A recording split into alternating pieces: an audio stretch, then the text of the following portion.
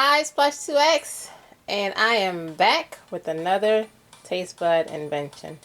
You know, my taste bud just be doing what it be doing.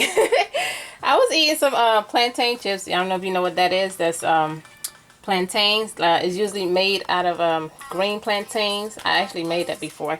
That's another topic. I'll tell you how to make that. I didn't put it on my show either, the Plush 2X Vegan Kitchen, but I did make it before. It's made with green plantain, not the ripe plantain, but the green plantain. You cut it real thin and stuff. And anyway, this I was eating my the ones that I bought, not the one that I made. And then after that, I got a taste bud to eat some raisins. So I had got some raisins and I started eating that. And then my taste bud started working it out and saying, this may be a good idea if I fuse the two. And I did, and it tastes good. Yeah, it tastes like sweet plantain, like the right one that you'll fry. The soft ones, but this one is crispy. Yeah, and of course you know what raisins is, and it's delicious. Yep, another Plush 2X invention.